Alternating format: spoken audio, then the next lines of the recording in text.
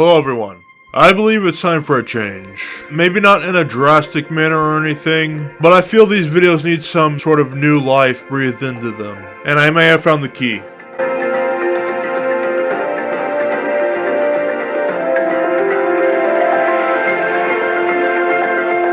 My dad and I ordered this 4K camera very recently on the web. And it is currently planned to be the standard filming device for vlogs in season 14 and onward. Likely starting early next year. I know some of you are bummed butts right now and you're all like, we gotta wait so many more months before we see Kale in 4K. But actually you're in luck. Because although the vlogs won't be in 4K until next year, I do believe there will be a skit to test the camera coming in October this year. But the thing is, its online price was around $100. That's it, just $100. So it has me wondering if it really will be a big enough change for my blog series when it comes to the visual quality. I mean, it's an awesome deal and all, but I got money to blow, dude. I really hope this is on par with the camera that would have been $1,000. I guess the only way we'll know is by testing it in October. But yeah, I'm striving to bring something new to this blog making process by episode 183. Normally this sort of seasonal information, like whatever the next season will be, is in a community post and not an actual video, but things were a bit different this time around, and hopefully the 4K camera will deliver. But anyway, now when it comes to making blogs about video games, I'm not saying they're extinct, but I want them to be more scarce in the future. The ages of BBM fans, as far as my knowledge goes, range from like 6 to 66. So it's good that we have a large variety of different life experiences here. But the thing is though, so many people, older or younger, don't care that much for video games. Like not even Drake played them that often. And he's not even a full year younger than me. So, just to ensure that this blog show is relatable to as many people as possible, I think we're gonna have these blogs happen a lot less. Unless I come up with a stupid, damn good idea for a video game blog, but I kinda want them to be, more spread out. We will do it for this episode because, and you guys will be excited to hear this, but I finally figured out how to use the capture card. You guys complained and I answered. And it was a big enough difference between what I had before and my gameplay footage. Like, this is what it looked like 1 year ago, and this is what it looks like today. Sharpie, that's sharp. And the Nintendo Switch 2 wasn't even real 1 year ago, so that could also be a factor. I'm probably barely gonna use this capture card thing ever again, but just be grateful that I did figure out how to use it. Well, me and my dad, of course. Be grateful that I'm coming to y'all's senses. Now, I was fortunate enough to get my Switch 2 on day 0. Or, in other words, about 30 minutes before it actually launched. I'm pretty sure it did have a lockout code or something, so you couldn't use it until June the 5th. But I had work the following morning, so it didn't matter anyway. My damn ass needed rest. My dad took this picture of me and him and this guy in line just chilling so I could obtain mine as soon as possible. This would be the very first time I earned a video game system on the first day. Also, there was this lamb-hoot looking fellow right in front of us that my dad spoke to very vaguely. Never before have we seen the guy, and very, very likely we'll never see him again. But it's good to know that you can talk to strangers these days as long as, you know how to do it properly. Those damn PSAs from like the 80s where somebody asks you for directions and the kids just run off scared and crap. Come on, man, is it that serious? I bet social media had something to do with that. But anyway, I know you're not here to listen to me explain how I got my Switch 2. You're here for the experiment, the core of this blog. I consider this the follow-up to An Omnivore Snore, episode 150, where I look at a three-dimensional space in a Nintendo game. I did make an episode about DK without Mario involved. It was called Think Pink Quick. You'll have to watch the video if you need more context. But the blog itself wasn't all that special and not the greatest, so I would not consider this a sequel to that. The premise behind Donkey Kong Bonanza is to destroy as much land in any given level as possible. But here we're going to do as little of that as possible and take the casual approach.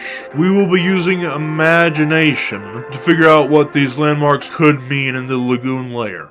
And well, the idea is that you're going deeper into the planet, therefore each level is a layer, and different sections of the level are sub-layers, and each area is layered on top of each other.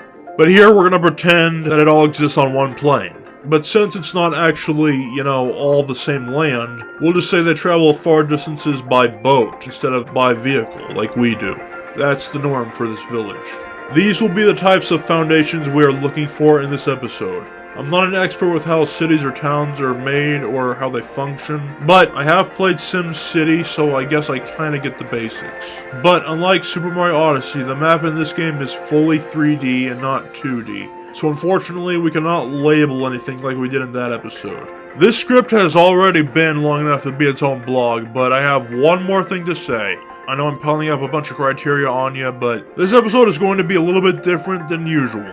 I examined the Lagoon layer unscripted. In fact, I did it before I recorded this section of the video, so it's kind of reversal. We have two pieces of the pie, piece 1 and piece 2. Normally, the very first thing I do, other than the script, is record my face first, and anything else comes after. But it was the opposite this time around. Well, for some of it at least, not all of it. This is pretty unusual, but it was really tricky to stitch all the pieces of this episode together in a normal manner. I will still cut out the parts where I'm not saying anything, but this was kinda really the only way to do this blog, so without further ado, let's just do it.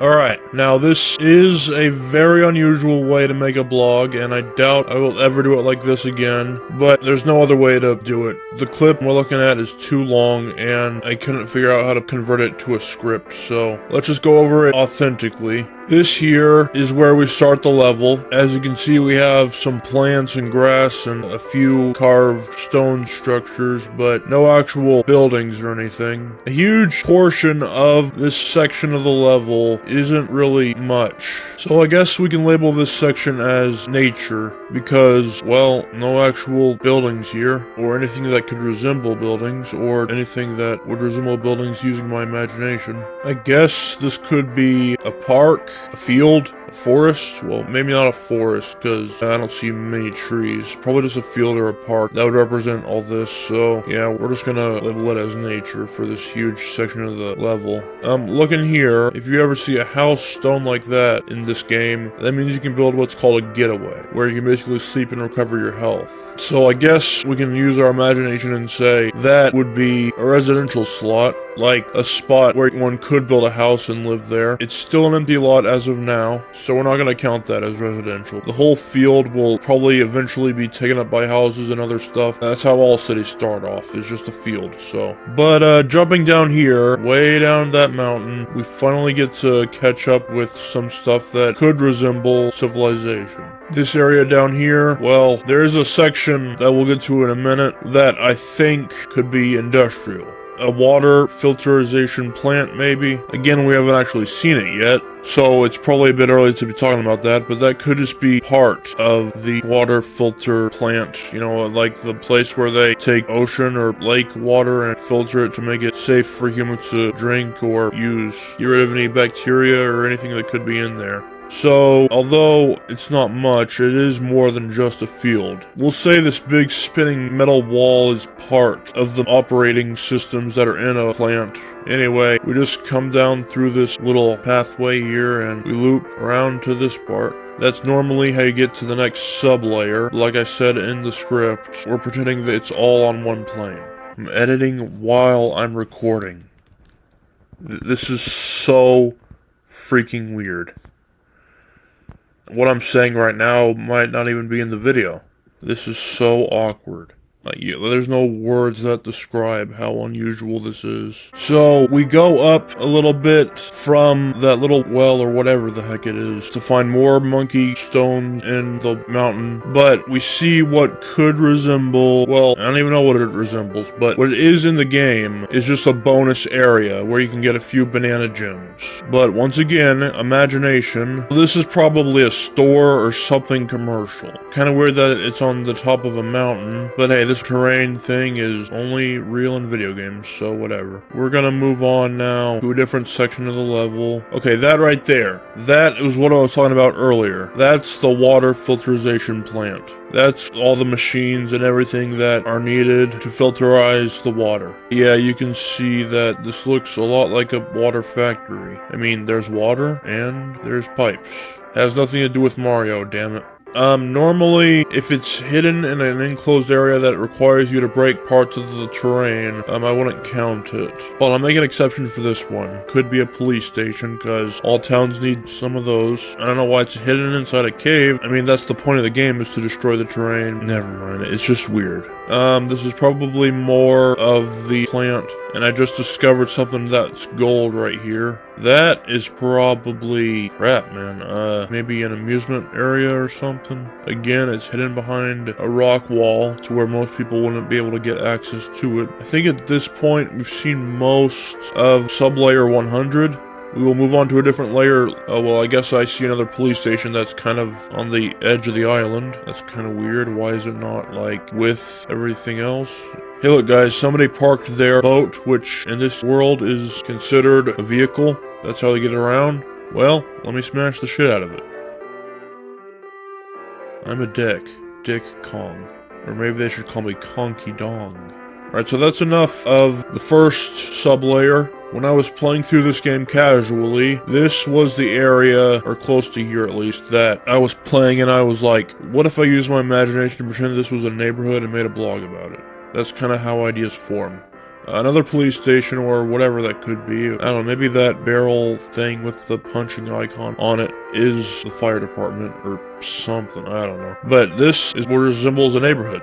We have another commercial area, or another place to buy stuff. I don't know what the place sells, but it's commercial. And here's an actual commercial area. Like, I'm talking in the game, where you can actually buy stuff here, and it actually looks like it. Could be a neighborhood market. Over here, you see that I built a getaway. We'll say that's my house. Yeah, we'll just sleep there for now.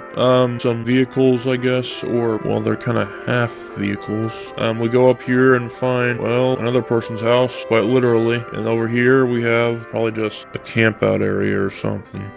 This area up here that you can only get to normally via going to sublayer 100 in a specific hole, dropping down there, and that's how you get up there. Well, I don't think I'm going to include that part, because once again, it all exists on one plane in my imagination. So I guess over here is probably a lot for a house or something, because this is a neighborhood. Oh, and here's an actual place to build a getaway. Okay, now over there where the giant Kong freaking elder is, we'll consider that area City Hall, a courthouse, and where the mayor and all the government of this town is. It's right here in this giant pile of shipping containers. Yeah, so that's basically what that could be. There is one more sub-layer, but there's nothing really going on there. In the game, that's where you basically fight the boss of that stage, and you go down to the next actual level, which is the hilltop layer, sub-layer 200. But I don't know what they could use that for in this village, so we're not gonna really talk about it that much. In fact, I think I should probably just quit right here, because I've done everything I've needed to, and I am tired. So I will see you guys in the next episode, which will be far more regular to what I normally do. But maybe this is what the series needed, to give it something new.